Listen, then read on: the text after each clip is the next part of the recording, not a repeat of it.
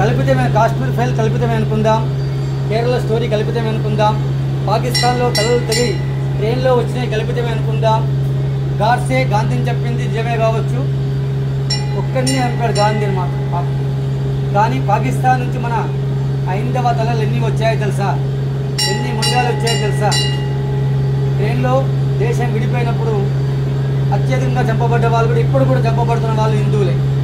తెలుగు మీడియాకి విజ్ఞప్తి చేస్తున్నా, ఎవడో పచ్చళ్ళు అమ్మే వాళ్ళని ఫేమస్ చేస్తున్నారు, ఎవడో అఘోరి వేసుకొని పోతే దాన్ని వేసుకొని పోతే దాన్ని ఫేమస్ చేశారు. పశ్చిమ బెంగాల్లో హిందువులను పూచకోతకు వస్తున్నారు, మీరు చూస్తున్నారు కదా, ఫేస్బుక్లో, వాట్సాప్లో, కొన్ని టీవీలో, తెలుగు ఛానల్స్ మాత్రం చూపెట్టట్లేదు. అవునా కాదా? ఇకనైనా మనం అందరం ఏకమై ఉండాలా. ఎందుకంటే అటు బెంగాల్, ఇటు కేరళ, తమిళనాడు కొన్ని రాష్ట్రాల్లో విస్తరిస్తుపోతుంది. మనకు రిజర్వేషన్లు ప్రధానం కాదు నాన్న బేట, మన సాంప్రదాయం ప్రధానం, మన ఆచారమే ప్రధానం. మన భావితరాల కోసం మనం ఏకమై ఉందాం, అఖండ భారతాన్ని నిర్మించుకుందాం, సమర్థమైన నాయకుడిని ఎన్నుకుందాం దయచేసి. ఎందుకంటే మన శక్తి కోసం, మన భూభాగం కోసం. పాపం తండ్రిని కొడుకుని చంపేశారు, ఎంత దారుణం. వాళ్ళకి వక్ఫ్ బోర్డు అంటేనే తెలియదు నిజంగా చెప్పాలంటే. సవరణ మాత్రమే చేశారు, ఏ దేశంలో వక్ఫ్ బోర్డు లేదు అన్న, ఒక భారతదేశంలో అంటగట్టారు. చట్టాలు చూసుకోండి ఎప్పుడు తయారు అయ్యా మన కోసం. ప్రార్థనా చట్టాలు కూడా అన్నీ కూడా మనకు వ్యతిరేకంగానే ఒక గవర్నమెంట్ సపోర్ట్ చేసింది, తయారు చేసింది. ఎందుకు? మనలో ఐక్యత లేక ఇలా చేసినది.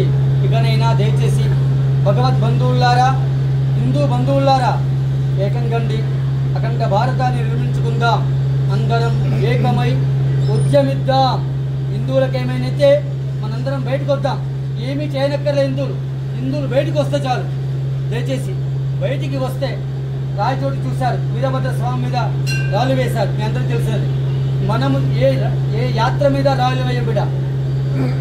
ఇక్కడైనా మారండి దయచేసి, శక్తి కోసం, మన భూభాగం కోసం, మన సాంప్రదాయం కోసం, మన పెద్దల కోసం ఎంతో త్యాగబలంతో ఇలా ఉన్నాం. ఇకనైనా మీరందరూ ఏకమవుతారని ఆశిస్తున్నాను. ఎవరో ప్రాస్టర్ చనిపోతే రోజు బ్రేకింగ్ న్యూస్ చేశారు, అవునా కాదా? హిందువులు ఊచకొదకు వస్తుంటే ఒక్క తెలుగు ఛానల్ కూడా మన గురించి ఖండించదు, ఒక ప్రతిపక్షం కూడా ఖండించదు, అవునా కాదా? ఓవైసీ ఏమన్నాడు?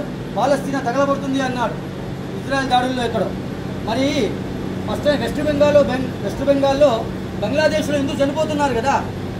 మనము ఐక్యంగా ఉన్నంతసేపే మనకు బలం, మనందరం మెజార్టీగా ఉన్నంతసేపే బలం.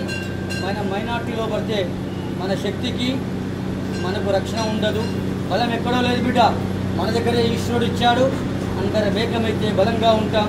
తాడు ఎంత గట్టిగా ఉంటుందో అన్నీ ఉన్నప్పుడు అలా ఉండాలి. రామనామ జపం చేసుకుంటూ రాముడు హనుమంతుడు మన శక్తిని ఇవ్వాలని కోరుకుంటున్నాను. మీరు 10 మందిని రెడీ చేయండి, మీరు 10 మందిని దయచేసి. షాపులు ఎవరైనా ఉంటే, మీ ఇంట్లో శక్తి ఉన్నది, అమ్మాయి ఉంటుంది, నీకు పుట్టిన అమ్మాయి ఉంటుంది, మీ చెల్లెలు ఉంటుంది, మీ తోగుట్టు ఉంటుంది, మీ ఇల్లాలు ఉంటుంది, వాళ్ళే శక్తి. వాళ్ళకి నిమ్మకాయకు మంచిగా పసుపు కుంకుమ పెట్టి నీ షాపు కట్టించుకుంటే నీ వ్యాపారం దేదీప్యమానంగా ఉంటుంది. నీ ధర్మానికి హాని చేసేవాడి దగ్గర నువ్వు కట్టించుకుంటే నీ ధర్మం ఉండదు, నీ షాపు ఉండదు, నీ సంపద ఉండదు, నీ శక్తి కూడా ఉండదు. దయచేసి ఇకైనా అందరం ఏకమై ఉందాం, అఖండ భారతాన్ని నిర్మించుకుందాం. సర్వే జన సుఖినో భవంతు.